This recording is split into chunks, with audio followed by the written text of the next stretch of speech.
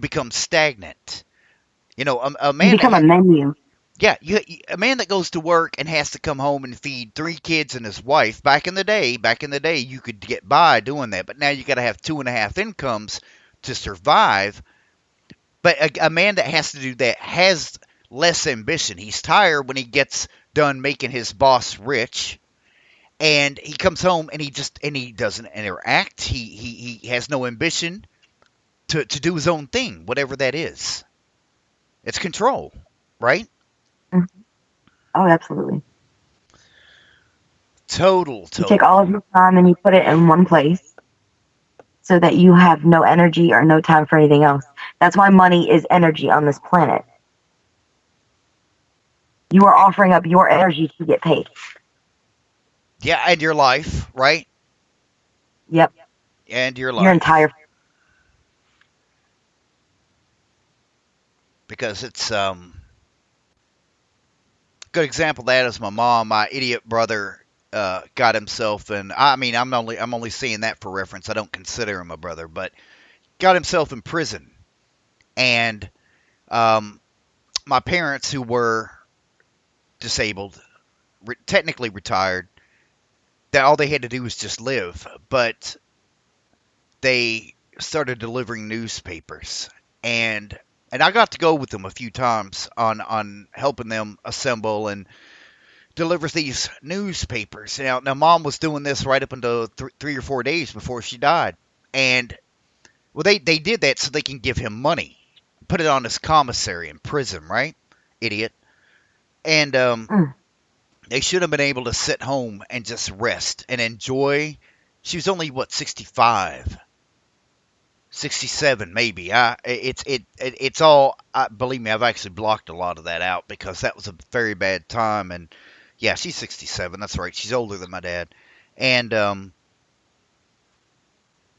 I watched her go from being mom to this zombie because during a time after which she should have been done working. I just watched her just go down this slow degradation to just a zombie. And it's that's what I mean. I know we have to work, but see, that's just it. That's the way the system is set up. That your worth, Mhm. you got to keep up with the Joneses. You got to buy their car, their houses. And the other day, I was driving, and there's a house right up the road that to me doesn't look like much of anything that 10 years ago I could have got for maybe 80,000, and it's like 150,000. And I'm like, how in 10 years did this tiny house with no yard jump up almost double? Because somebody else is controlling Mm. what the value of money is. Keep you down. The government has to keep you exactly where you are. Mhm. So you can't. Absolutely. And we're not meant for routine. That's not healthy for the human psyche. We are not meant to have a routine. That is a cycle. We are not supposed to have cycles like that. The human being is supposed to adapt in a spiral, Fibonacci, Yes, I was not a just. circle. Yes, yes, yes. You're right. That is the golden key, right? They call it the golden equation. Yep. Golden ratio. Yes, the golden ratio. Absolutely. Okay, I'll tell you what. What I need to do is let's and that banter's fun because you're teaching me a lot, Megan. I love you. You're awesome. But now, Hollow Earth. Um, when I first decided that was going to be a topic of something I wanted to do, I I went back and did a general search, and I came across this guy named John Sims. Now, this guy, he lived in Ohio actually for a time, but he have you ever heard of the Miami Indians or the Miamis? I haven't. Well, That's a little further south than I'm familiar with. that's true. But people think that they may be the Adena because the land he bought, or the Hopewells, I should say, the Hopewell Indians, was that the Adenas built mounds, and of course they're all over here, Tennessee, Ohio, everywhere. We've gone to a few around here, and some they've excavated and found. They found natives, but they were like 9 feet tall. Kind of interesting. Yes, I was just getting ready to say there are giants in the mountains, and some of them Yes. are still alive Oh yeah. in Oh stasis. yes, yes, yes. Absolutely. But this guy John Sims. In fact, the reason I chose Pat Boone, that goofy. When you go back and if you listen to the opening, Pat Boone, see that's some song he was singing in the 1959 version of Journey to the Center of the Earth. Cheesy. I can't stand Pat Boone. You know. Anyway, that's what that was about. When you hear it, you're gonna be like, "What the hell is this?" But anyway, the point I picked, I said I wanted to do this chronologically, and I'm not jumping all the way back, but 1818, this guy named John Cleve Sims, this is a little bit after his military career, he makes this announcement the entire world over, and in fact, I think I wrote down exactly. He said, um, oh, let's see. He published something. Are you still there? Yes, I'm here. Okay. Something called the Circular Number 1 in 1818. And he wrote, he says, I declare the earth is hollow and habitable within, containing a number of solid concentric spheres, Hmm. one within the other, and that it is open at the poles 12 or 16 degrees. And the last part, he says, I pledge my life in support of this truth and am ready to explore the hollow if the world will support and aid me in the undertaking. Now, that's a hell of a statement, don't you think? Yes, it is. So he publishes this, and he wrote letters to members of Congress. He wrote letters to other governments and other colleges all across the world at his own expense. And I'm thinking, okay, how did this guy come to this? And I started looking, and you read about people because you want to know what led them to this. So I'm researching and looking at his military career, and in oh darn it, what year was that? He During the War of 1812, he was stationed. John Cleve Sims, he was stationed in Missouri Territory, and what's interesting about that is the Mandan Indians, among others, such as the Hopi, Lakota, and even I can't count the number of tribes within their origin story discuss coming to this level from inside the earth. Because the Hopi, they talked about they were protected from this great flood by the ant people. Have you heard of that? Have you come across that? Yes, I have. And you know what it is? It's their fucking pyramids, dude. The pyramids all over the world have a channel underneath them that goes to inner Earth. Yes. In fact, I saw the Sims map, and a cave system in Kentucky also is said to lead to the inner Earth. Mammoth Cave.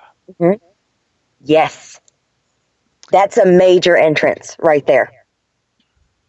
That's on old maps, real big.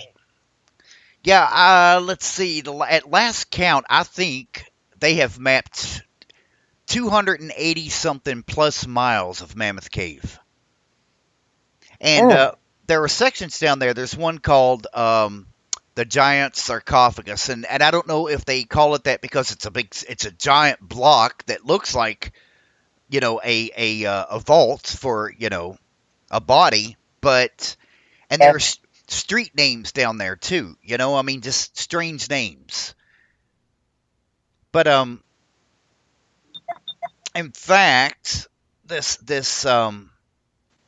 Sims guy, it was in 1817, he stated that he actually made the comment. He wrote a letter to his stepson and said that he inferred that all planets were actually hollow like this throughout the solar system. Yes, I agree. Because I've went and looked on satellite imagery.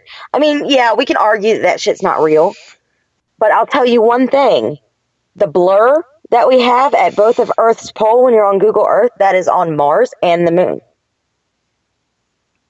both poles.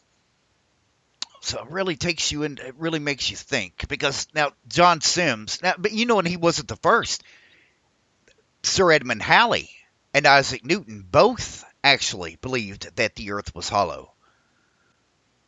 In fact, now Edmund Halley, I mean Halley's Comet, this guy 300 and something years ago, 360 something years ago, can accurately predict a comet that goes as far out as 33 billion miles into the solar system. Mm. So the guy's pretty smart, right? I mean, you're talking about Halley. Yes, and he's got to have tech too. He what? And he's got to have some serious tech for that too. Exactly. Like maybe simplistic, but still very like a genius would have to build it.